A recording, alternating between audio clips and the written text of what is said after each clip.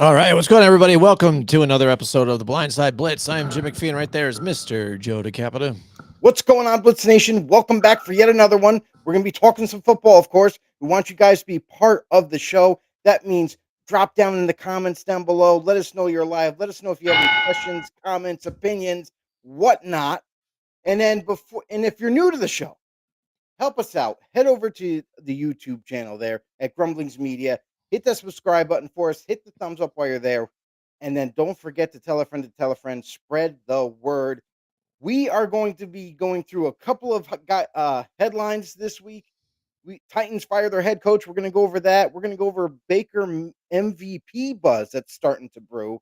And then the Bills continue to stumble. And, of course, we're going to touch on the Lions safety, Brian Branch, slapping the you-know-what at a Juju.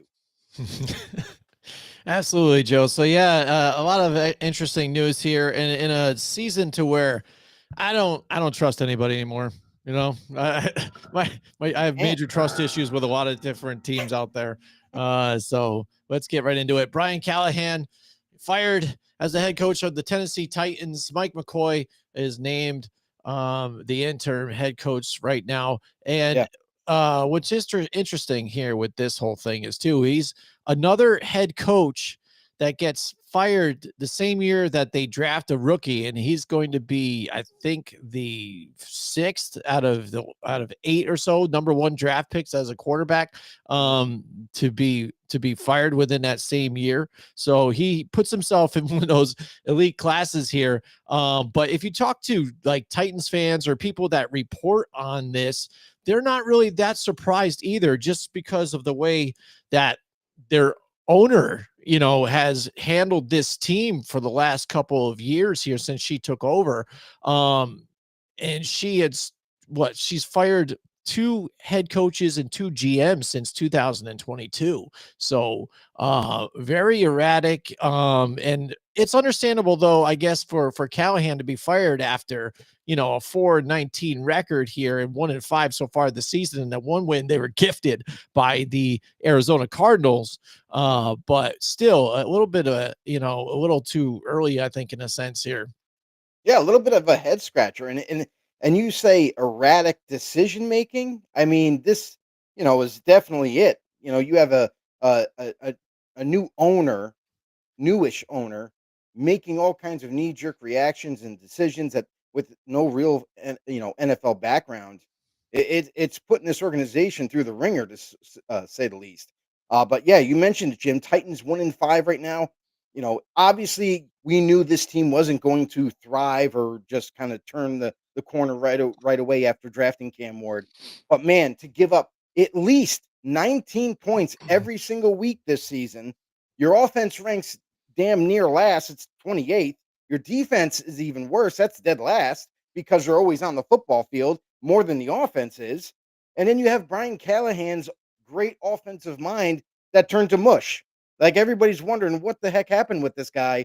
And this offense is inept. It's terrible. I mean, that's the biggest problem with this team is that there's really no leadership. And Brian Callahan isn't a leader. It's been proven already. You know, this is the type of thing where Callahan, whatever, you know, job he gets next, it's not going to be anything assistant head coach related, nothing like that. It's going to be just as an offensive coordinator, and maybe he can save his career.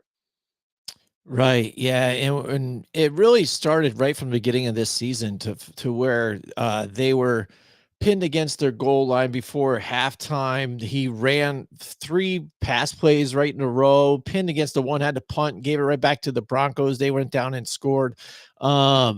just not knowing rules, like really mishandling teams, games, and had to give up his play calling even too. So if you're hired Yeah. as an offensive coordinator and play calling, and that's your thing, and then all of a sudden you have to surrender that, it doesn't look too good for you. The Titans offense, they've scored only 83 points, Yep. franchise lowest through 6 games since 1985. So I mean, if you're making again, stat lines like that here in your place in history with the team, it's not very good again. So moving on, and now his father, a lot of people didn't know him too there. He's an offensive line coach too. So he, after his son's fired, he's Bill. like, that's it. Yeah, Bill Callahan, former coach of the Raiders.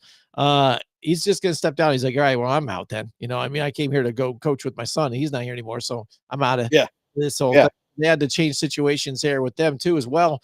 But again, when you look at the owner, Amy Adams Strunk here, again, the you wouldn't have this situation if she didn't fire Mike Vrabel. Like, he led them to Mhm. two AFC Right. South divisional titles. I mean, look what he's done with the Patriots right now. They're 4-2, first place in the AFC East right now. You had him in your house, and you had to get rid of him. Yeah, I know this. I don't know what the frig he said to her, rubbed her the wrong way, but she's got to get rid of him and hires, Callahan. Doesn't work out right now, and now they're stuck looking for another head coach again. Like I said, 2 GMs, 2 head coaches since 2022, and when the press conference comes down, she doesn't even have to explain herself and what No, happened.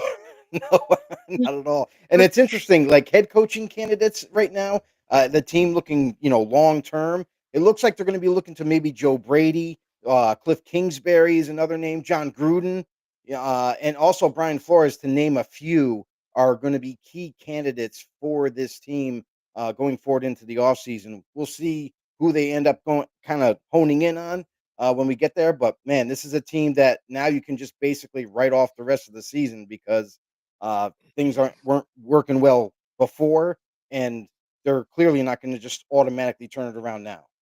Yeah, absolutely. Yeah, we'll definitely give it some time. We'll see what happens here. Mike McCoy, he's had some coaching experience. He coached for the Chargers a while back, I think 2013 to 2016, I think, or so. So he's been around, but again, they're going to be looking further on down the season how it goes, and really talking to some candidates towards the latter part of the season. But it will be fun to talk about who potentially could be in that next seat and lead that team somewhere, right? Other than what they're doing now. So, all right, let's move on now to Baker Mayfield, the MVP buzz. Baker's finally getting the recognition he deserves, Joe. We talked about this a little bit last week, too. And it's funny. It's funny now all of a sudden the switch hit for everybody. Now that, maybe the fact that Joe Burrow isn't there, Lamar and those guys aren't playing, well, he's injured. Now lately, now the Bills dropped 2. The Philly doesn't look very good even. So maybe now that's when they're like, we gotta find, hey, Baker, look at this guy out here, and he's been doing it the whole time, right? Exactly. He's just scrambling around. The guy's making plays. He's going to be one of those guys to where you ask that question to people where they're like, all right, it's late in the fourth quarter, 2 minutes to go. What quarterback are you picking to make that game-winning drive? It's going to be this guy, this guy, this guy. My money right now, it's got to be Baker Mayfield. 100%. I mean, for a guy that already has 4 come from behind wins, this is a guy that's a gritty type of quarterback, and it's not just his throwing arm; it's also his mobility that people kind of forget about how he can take off. And believe me, he loves nothing more than to run through defenders, even when he's Mm-hmm. out there. So, a guy who right now currently has 1,539 passing yards, which is 4th in the league right now, 12 touchdowns, tied for 3rd in the league, and he only has 1 pick after 6 weeks, which is tied for 2nd. This is a player that, we've been raving about last year. You were raving about this guy and saying, "Hey, how come no one's really giving this guy any buzz and any love? Let's give him his flowers, right?" Like so. Now the time has come because the league is always looking for the next great story. This is a fantastic story. Baker Mayfield starting in the league, gets drafted by Cleveland Browns. They, after a few years, basically just give up on the guy, let him walk.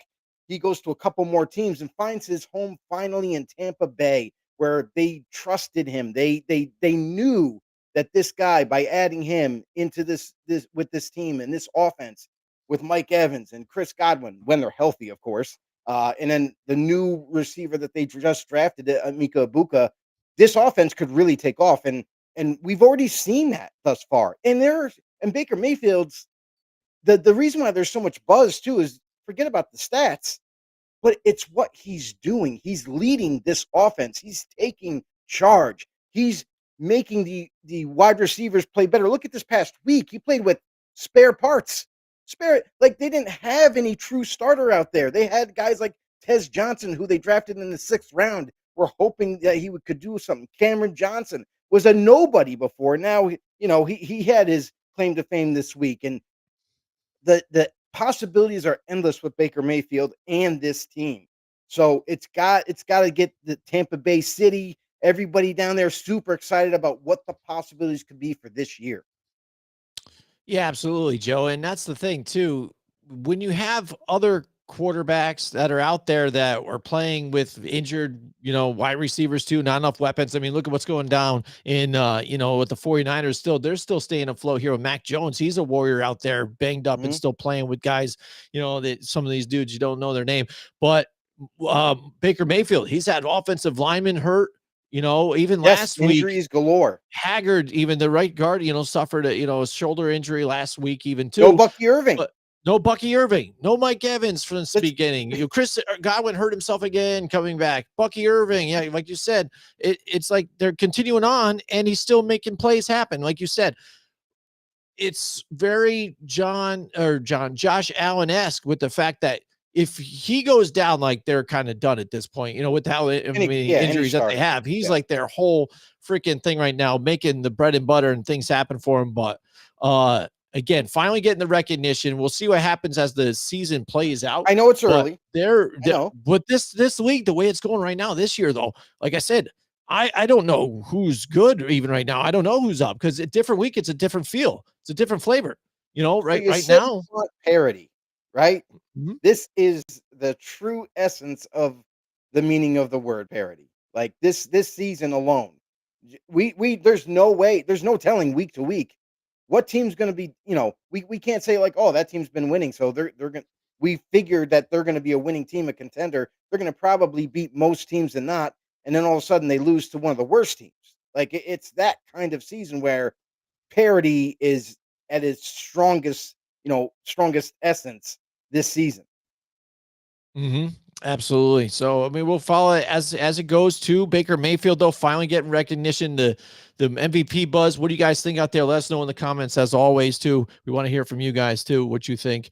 And any other MVP candidates that if you don't think it's Baker even right now, we know, Jared Goff is still playing good. I mean, Dak Prescott's playing good, even though their team's weird too. We know a lot of offense, at least from him and Pickens. That's it, though. It's like, and the running game's doing all right, but their defense is terrible. Like we've already we said before, when the season was going to start, but a lot of different names out there, up for grabs here now that Burrow's out of the picture.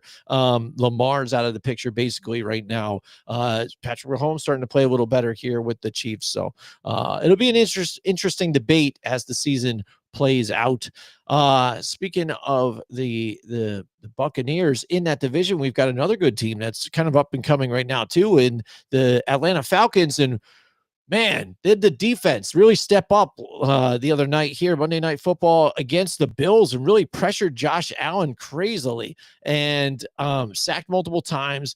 The turnovers ended the game with an interception. He fumbled twice.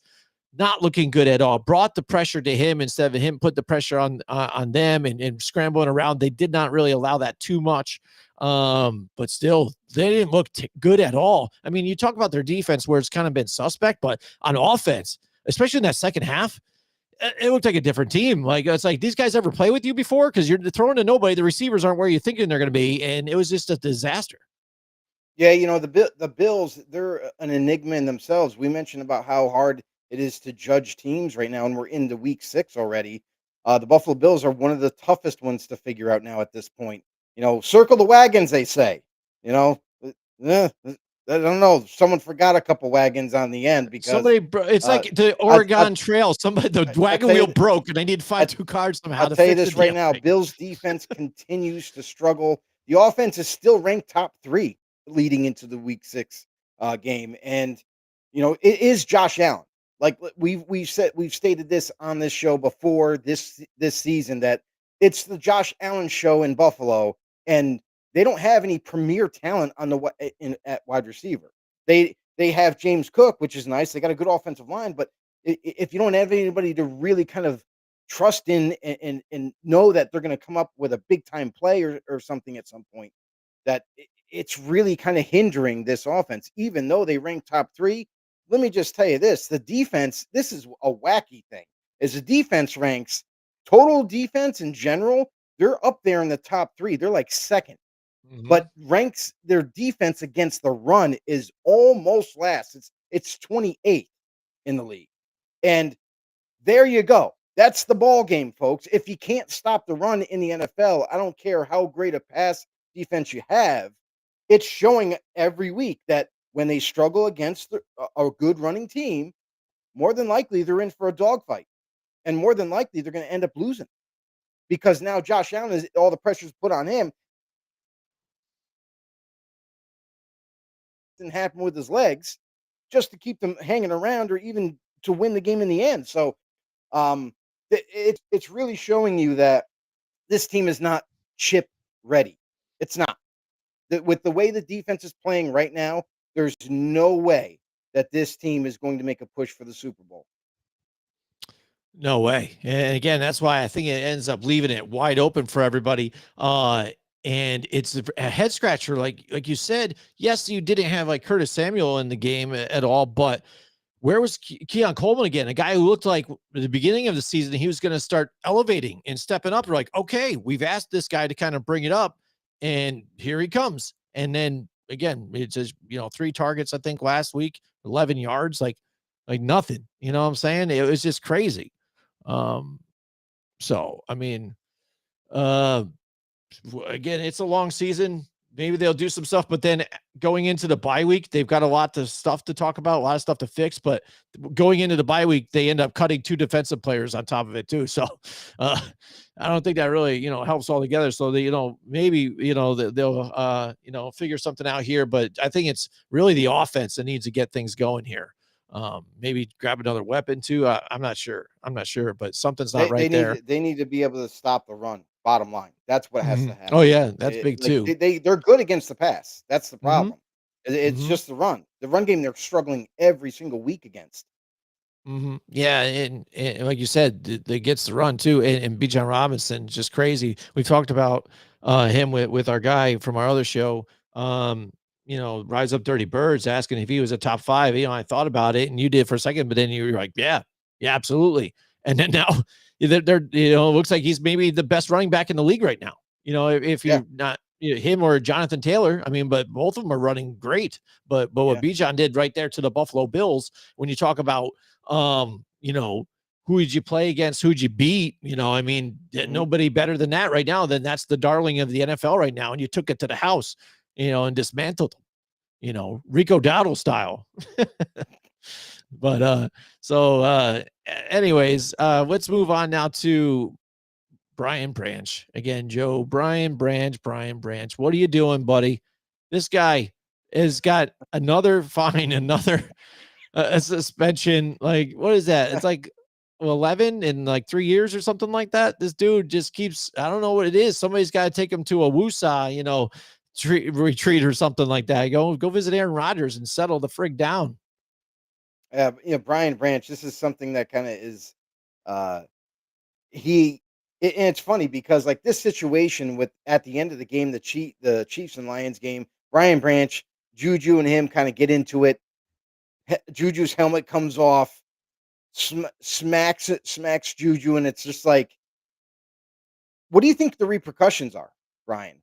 What are we doing? Like, that if you assault, you're assaulting a guy on the football field. That you're gonna most likely you're getting suspended, probably fined as well. Mhm. And to my surprise, though, even though this all kind of came together to what it is now, Roger Goodell in the NFL, merely a slap on the wrist in my eyes. A Mhm. 1-game suspension.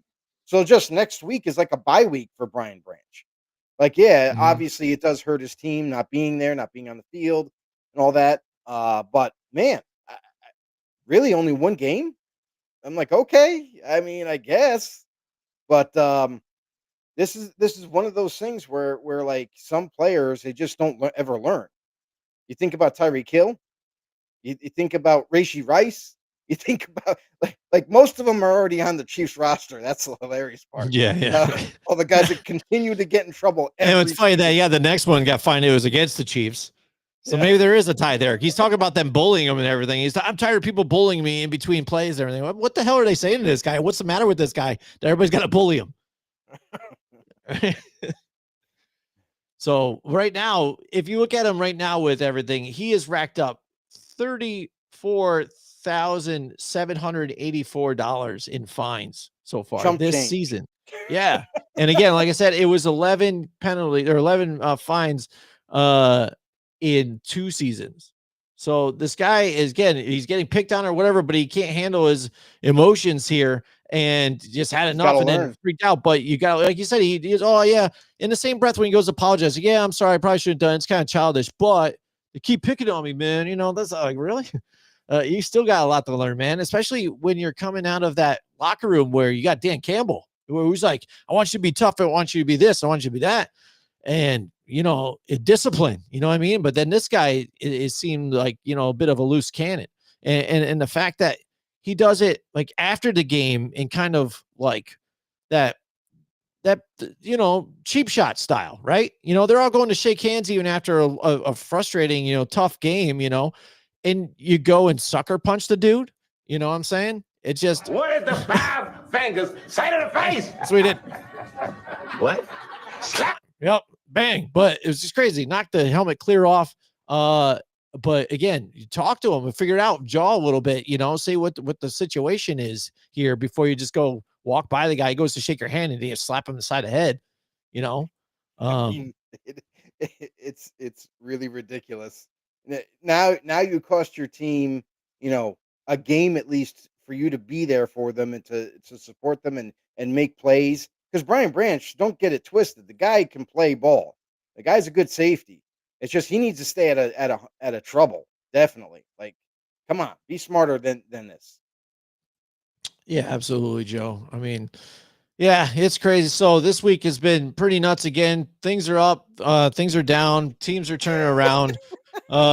Drake May again. Seems like with the Patriots, they're making a push for this now. Now tied in that division, getting the win against the Bills should put them above them right now at this point. Then, right?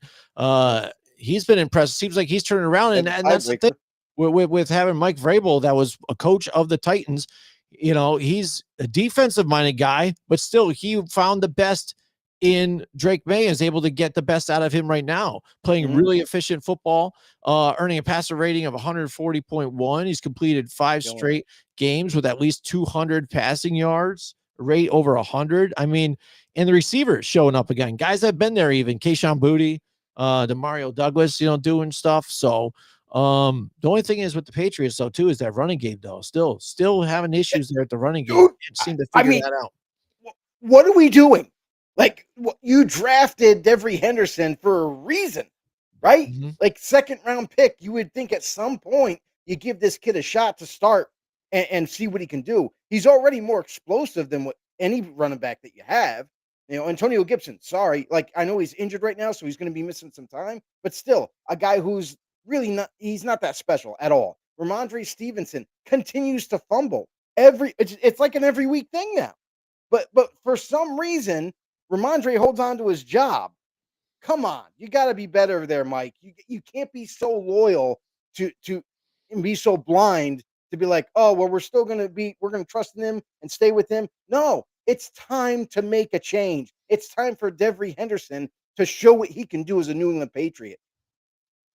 Yeah, definitely, definitely. The other night, was it last night? It was last night, right? Last night was Monday Night Football, right? The Washington Commanders and the Bears going back and forth, back and forth. turnovers for Jaden Daniels too. We don't usually see here too. Again, you can't blame the weather. You know, some people were even trying to do that. He didn't take the blame at all and stuff like that. But some of the mistakes here, allowing Chicago to kind of stay in that team in that game, and towards the end too, you pretty much got this game locked down. You just got to hand the ball off 100%. to Krosky Merritt Yep. and fumbled it up, and just like that, turns it back Right. around, and the Bears get another win. And now they're in the higher up in the wins column here, coming back here a little bit here too. But another game to where, again, I'm not buying in on the Bears at all either. I don't think they've turned it around. I don't think Caleb Williams has changed anything. He's missed a bunch of different things. He had a wide open for the 2-point conversion to tie the game up originally. Had the wide open walk in, to the running back, and totally was looking towards the center. So a lot of things still need to be fixed with the Bears. So again, I can't give credit there to what they did. It's more of me looking at the Commanders and saying, come on, guys, you've let another game kind of squander. You've done it before and earlier on in the season. You kind of did another one to where the Eagles again are beatable. The Cowboys don't look very good. Giants are doing what they're doing in that division. And the way this season is kind of wrapping up, everything's tight right now. These close games are going to start to matter because I think everybody's going to be near the same area come wild card time. Yeah, I mean, the closer we get to the end of the season, you know how the end of the year always goes. There's always guys fighting for the wild card spots, guys that are just on the fringe, hoping that they can get like 1 or 2 more wins before the end of the season to maybe boost them into that slot. And this is going to be I feel like this is going to be the craziest finish of the NFL in recent memory. Like with teams that could be flip-flopping in the playoffs, out of the playoffs. That's how crazy this season has already been. And we're going into week 7 and we still can't figure out these teams 100%. Yeah, absolutely. And what's funny is the Bears have made some history in that win though too, Joe. With the win over the Commanders, 1 week after they beat the Raiders 25-24, they just now won this game 25-24. With those 2 wins, the Bears became the first team in 99 years to win 2 straight 1-point games by the exact same final score. Last time that happened, back in 1926, when a fella named when the Frankfurt Yellow Jackets won 2 straight games by a score of 7-6. Frankfurt's second win actually came against the Bears too as well, which is interesting. And then also in that game against Chicago, the Yellow Jackets won after Hust Stockton. Hust Stockton, don't really know his name, but his grandson, John Stockton, who is the NBA's all-time leader in assists. His grandfather right there threw a ball to 2-Bits Homan. How about the names back then too, Joe? 2-Bits Homan for a 27-yard touchdown in the fourth quarter to win the game 7-6. So they're making some history though, the Bears though, in that one too. It's kind of the coincidence to it all. Going to be forgotten. Yeah, probably. It's not a stat that you can put up on your mantle like, hey, back in my day, check what we did out, huh? Back-to-back 1-point wins, baby. Yeah. Back-to-back 1-point wins. And that's what I mean. It's like they didn't look good at all. I mean, yeah, you celebrate the win. Yeah, Jake Moody was the story of the thing again. Like, oh, here he goes. The kicker just joined the squad. And what's funny is they know that there's nothing good to talk about the Bears when the questions to the Bears are all the same, easy, mediocre. They asked every single player, hey, before today, did you even know who Jake Moody was? And they're like, oh, no, I just met him earlier. I said hi or whatever. Yeah. Like, they already knew the answer to that. They know how the game goes and whatever. But and nobody really gives a shit about, the kicker ever. They do their own thing. You know what I'm saying?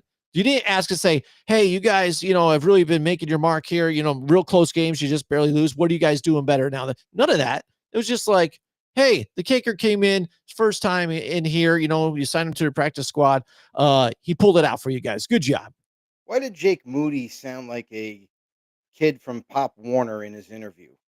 Like he sounded very uncertain. Listen, he's never done an interview before. Right. It's like he's never done an interview before, but also it's just his demeanor and the way he was answering the questions. it was kind of humorous to It, to watch. yeah, He's like, "I yeah. don't know what to say, uh, uh, yeah, we the it wasn't that windy. What do I do We with my got hands? I just kind of, like, kicked through the ball and up it went through the uprights, and yeah, everything's good. I'm so happy to be here. I'm so glad that they welcomed me with open arms." Yeah, because they needed a kicker. Yeah, they Like, need. What are and they gonna do? they were gonna sign Like, you. oh, great, Moody's here. I can't believe they signed that guy, Do not man. give confidence at all. Don't Ugh. don't welcome. But Yeah, no, it was interesting. That game to me is like it was one of the worst games to watch, it to be was tough honest, to because it watch, was very right? sloppy, just not a whole lot of excitement throughout the game from start to finish. Even I mean, I don't know what it is. Maybe it's just me, but when I watch any Bears game, to me, it's just boring to watch for some reason. Yeah, I don't know what it is. But yeah. like for Jaden Daniels and the Washington Commanders, weather permitting, whatever the excuse was, Jaden Daniels got to pull that ball away. He already Mhm. knew when he fumbled it in his hand. You could see Yeah, as he turned to transition to hand the ball off.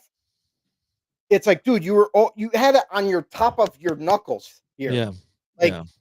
at that point, you can't hand the ball off. Just pull the ball down and run behind the running back, or just take a sack or whatever. You Mhm, got another play, mhm. to run the clock. So that was a critical mistake, and this isn't the first time, second time, or even third time this has happened this season so far, is going down to the end of games and a critical fumble happens, and the other team gets it, storms down and scores and wins the game. So, the teams better take Mhm. notice and, you know, better cover that ball up Yeah, because absolutely, and all something the that players are going after it. yeah, something that Jaden Daniels is gonna learn now. He's gonna take a look at that one and be like, "Yeah, that one I should have probably tried to tuck that in Just or did hold it. something, fall Yeah. on it, do whatever you gotta do," because you can't have that situation turn into that because just like that, turns it right around, and they couldn't stop the Washington defense couldn't stop, DeAndre Swift at all, man. He was just missed tackles all day long, and he was, just, rolling all the way through, but I think, again, a lot of it, though, is the way that Washington played for a defensive-minded coach and stuff. You gotta go back through the tape and teach some of these guys how to tackle. That one weak one on the one of the wide receivers, I forget who it was, but dude, he just looked like he tried to just kind of like bump him with his arm, like not even attempt a Mhm. tackle, and then he just kept going down the sideline, and that's the one that led to the huge touchdown. Yeah, arm Um, tackles don't work. like, And what are and you you kn doing? and another thing that doesn't work is leading with your shoulder just to hit them. Like, Oh, no, yeah, you're that really supposed to irritates me too. hit and wrap. Mhm, It's a fundamental move in football to tackle. You hit, then you wrap, and you drag them down if you have to. Like, mhm. I don't know what's going on. I don't know what coaches are coaching. I mean, are they still coaching the fundamentals? Like, it's hard to tell. I mean, we see it week in and week out with the NFL. Like, there's Oh, some yeah. really poor tackling teams out there, and it's like, what the hell is going Mishandling the on? ball. Mhm, I mean, absolutely. it's ridiculous. Mhm, mhm. Alright, to wrap up, after Monday night's win now too, we've had this debate with some other people too and talked about it. The Atlanta Falcons, where do you think their place is in the NFL right now? I mean, they've had that blowout loss to the Carolina Panthers, which is that mark on them right now. But besides that, Yeah, um, pretty Michael good. Penix Jr. playing pretty good. Again, Yep. you got, the wide receivers are making plays, now that they got another one there too. And it's not just, Drake May. We've seen Kyle Pitts not only in the blocking game, but then also in the passing game. But really, this team is just revolving around Bijan Robinson. That defense has really stepped up since last year. They were looking for pass rushers. They've got the pass rush there now. And it just seems to me right now that Penix just I wouldn't call him a game manager. He needs to, keep it clean. That's it. Just not make the mistakes, as he's still learning because he's still a young quarterback. But just as long as he keeps it clean, not making the mistakes, this team could go really far just off the running ability of Bijan Robinson. Not just that, the talent overall. Like, it is the Bijan Robinson show because he's the most electric player they have. And he can do everything, like whether it be running in the backfield to even being a receiver and splitting out wide. He can do it all. And that was proven in that game. he was so like leaned on that I mean, of course you're going to. He's your best weapon. But you know what? They have some other key weapons too that have come to life. Drake London this year has been killing it. And that does include Penix being able to throw him the football. So hasn't Kyle Pitts.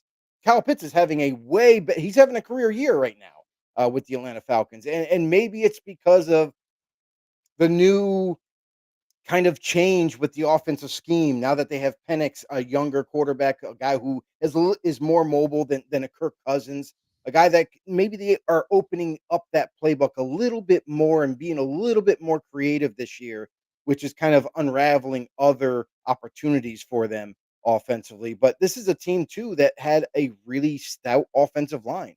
And unfortunately, they lost a guy. Jake Matthews had to leave the game and never Mhm. returned, and it sounds like he may be having a serious injury to might even kind of hold him out for the whole rest of the season. If that's the case, that's going to be a huge loss to that front line. But yeah, I gotta say, like I love what I've seen from Penix, and especially this is his first year. You know, I'm trying to hold back and not be too critical of the kid. The kid is like has his first full year, and he is learning on the go. But I think he's doing it at a tremendous level, and that's what's helping this team stay competitive and staying in the win column. Absolutely, Joe. All right. So that's it for tonight. Hope you guys really enjoyed the show. Like always, like, subscribe, and also you can listen to more podcasts like this on Pandora, Spotify, Apple Music too, wherever you get your podcast. Just look for Grumblings Media, and you can find our show there underneath that banner. Thank you again so much. We appreciate you guys, and we'll see you in the next one.